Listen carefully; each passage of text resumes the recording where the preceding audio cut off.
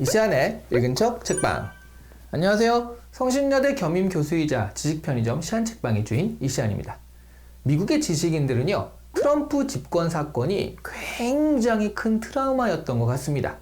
트럼프가 집권하면서요, 도대체 왜 이런 차별과 혐오로 무장한 정치 전략이 대중들에게 먹힐 수 있었는지, 그것이 또한 뭐가 문제인지를 파헤치는 저작들을 많이 내놓았거든요.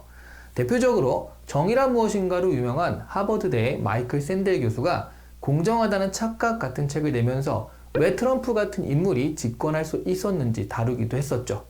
오늘 소개해드리는 책 역시 그러한 맥락에서 이해할 수 있을 것 같습니다. 강력하고 힘있는 것이 살아남는다는 적자생존이 아니라요, 다정한 것이 살아남는다는 우자생존, 친할 우정할 때 그런 우죠. 우자생존을 여러 실험과 관찰, 그러니까 과학적인 뒷받침을 통해서 주장하고 있는 책입니다. 브라이언 헤어와 바네사 우즈의 다정한 것이 살아남는다입니다. 사람이 단선적으로 진화해 오지 않았다는 것은 이제는 어느 정도 많이 알려진 사실입니다. 네안데르탈인 따로, 그리고 사피엔스 따로, 이런 식으로 양쪽 몇 갈래로 진화를 했다라는 거죠. 네안데르탈인 같은 경우는 강력한 사피엔스 종의 경쟁자였지만 사피엔스 종을 제외한 다른 사람 종들은 모두 다 멸종을 했습니다. 사실 사람 종은 자연에서 경쟁하기에는 특출난 무기가 없어서 굉장히 약했기 때문이기도 하죠. 그런데 사피엔스 종은 성공을 했거든요. 그 이유가 바로 협력적 의사소통 능력인 친화력 때문이라는 것이 이 책의 핵심적인 주장이에요. 한 번도 본 적이 없는 누군가와 공동의 목표를 성취하기 위해 함께 일할 수 있는 능력이 있었다라는 것이죠. 유발 하라리는 사피엔스라는 자신의 책을 통해서 이것을 상상의 질서라고 이름 짓고요, 국가나 종교가 바로 그런 친화력의 가이드 역할을 해줄 수 있다고 이야기하기도 했습니다. 이 책은요, 과학의 바탕을 두고 있기 때문에 국가나 종교 같은 다소 과학적으로 증명하기에는 조금은 힘든 그런 이유보다는요, 자기가축화라는 용어로 인간의 친화력을 설명하고 있습니다. 자기가축화는요, 야생동물이 길드는 과정에서 일어나는 행동이나 외모상의 변화를 말하는데요, 인간도 사회화되면서 야생적인 그런 공격성이 좀 줄어들고요, 친화력이 증대되는 방향으로 진화했다라는 것이죠. 그러니까 사피엔스들은 자기가축화에 성공해서 지금 같은 인간종이 되었다는 말입니다. 이 책은요, 서양 쪽 책들이 의뢰 그런 것처럼 이러한 핵심 주장을 하나 제시한 다음에 그리고 더 다양한 증거들을 대는 식으로 전개되고 있습니다. 좀 너무 증거들이 많죠, 보통은. 우선 자신에게 오레오의 예를 들어서 늑대에서 개로 자기가축화가 일어나는 과정에서 특별히 친화력 있는 늑대들이 대를 거듭하며 점점 인간과 밀접하고 공존하는 개체로 자라게 되었다는 이야기를 합니다. 동물이 가축화될 때는요, 기존에는 사람들이 인위적으로 그렇게 번식을 시켰다라고 생각을 했는데, 이 책에서는요, 자연 선택적으로도 그렇게 되는 예를 보여주면서요, 결국 협업 능력이나 친화력이 높아지는 가축화 전략이 자연에서 살아남는 좋은 경쟁력이어서 그렇다라는 것을 증명하기도 합니다. 8만 년 전에 일어난 사람의 자기가축화로 인간은 폭발적 인구 증가와 기술혁명을 맞이하게 됩니다. 서로 다른 집단의 혁신가들을 소통하고 연계함으로써 기술혁명을 추동하게 되거든요. 집단 내 낯선 사람에게도 같은 집단에 속해 있다는 사실만으로 친절을 베풀 수 있는 것은 사람이 거의 유일합니다. 네안데르탈인이 10여 명 정도의 집단을 이루는 것이 한계인데 비해서 이러한 특성 덕분에 사피엔스들은요, 몇십만의 집단을 이루는 것이 가능했거든요. 그런데 바로 이런 특성은 양날의 칼 같은 거죠. 어두운 면이 있거든요.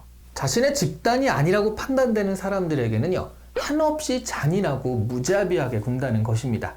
자신의 집단에 대한 사랑이나 친화력이 증가한 만큼 자신의 집단에 위협이 된다고 판단되는 그런 집단에게는 더 강렬하게 폭력성을 드러내게 되는 것입니다. 자신의 집단을 지키기 위해서 말이죠. 강력한 제노포비아, 그러니까 타인공포증이나 이방인 혐오증이 등장하게 되는 것입니다. 특히 보복성 비인간화가 이런 기제에 가장 효과적이라고 합니다. 먼저 다른 집단에서요, 우리 집단을 인간이하로 취급하면 우리 집단 역시 쉽게 그 집단을 비인간화해서 강력한 폭력성을 드러내게 된다는 말이죠. 정말 딱 맞는 말이지 않습니까? 보복성 비인간화. 사람의 자기가축화 가설은 우리가 친화력을 지닌 동시에 잔인한 악행을 저지를 수 있는 본성을 가졌음을 말해줍니다. 다정함이나 협력, 의사소통을 가능하게 해주는 인간 고유의 특성이 닫혔을 때 타 집단에 대한 혐오감이나 폭력성은 증가하게 되거든요. 서로를 비인간화하며 증오하고 여러 차별이나 혐오를 만들어내는 현상 때문에 인종차별이나 우생학 같은 것이 생겼습니다.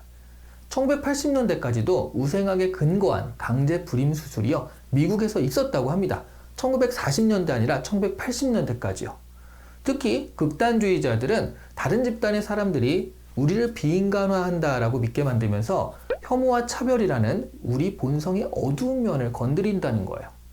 그런데 최근에는요, 바로 정치에서 이런 차별과 혐오 심리를 부추겨서 자신의 표를 확보하는 경향이 나타나고 있어요.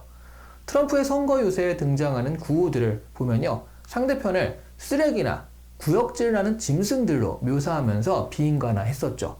이런 경향의 마지막은 잔인한 폭력입니다. 이 책에서는 이런 결말로 가지 않기 위해서 필요한 것은 접촉이라고 이야기를 합니다. 같은 무리에 대한 친화력은 이미 우리 본성에 가지고 있는 것이니까요, 같은 무리라고 인지하면 된다는 얘기거든요.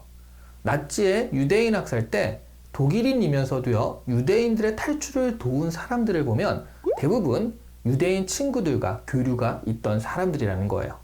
미국 해병대에서 흑인들과 같은 작전을 수행하며 생사고락을 같이 했던 백인들은 일반적인 백인들에 비해서 흑인에 대한 긍정적인 감정이 높았다는 통계도 있습니다. 이렇게 긍정적인 변화를 가져오는 접촉은 공동작업, 인종통합반 운영, 소셜믹스 같이 자연스러운 형태로 시행될 수가 있습니다. 이데올로기나 문화, 인종이 다른 사람들과의 교류와 소통은 우리 모두가 같은 집단에 속한 사람이라는 것을 일깨워주는 효과적이고 보편적인 방법이 됩니다. 이 책에서는요, 마지막에 우리의 삶은 얼마나 많은 적을 정복했냐가 아니라 얼마나 많은 친구를 만들었냐로 평가받아야 한다라고 이야기를 합니다. 그것이 우리 종이 살아남을 수 있었던 비결이니까요. 지금 혹시라도 미운 마음을 가지고 바라보던 사람이나 친구가 있으시면요, 먼저 손 내밀고 다가가 보시기를 권합니다. 보복성 비인간화 이론에 따르면 내가 미워하면 상대방도 나를 미워하게 되거든요. 반면 약간의 친절과 협력 의사는 자기가축화 이론에 따르면 자신을 지지해주는 강력한 친구를 만들게 하는 비법이 됩니다. 그래서 결국 다정한 것이 살아남게 되는 거예요. 오늘 이 시간에 읽은 척 책방은 다정한 것이 살아난다 였습니다. 이렇게 친절하게 좋은 내용의 책을 정리해드리니까 시안 책방이야말로 굉장히 다정한 채널이 아닐까 싶습니다. 끝까지 잘 살아남고 싶네요. 감사합니다.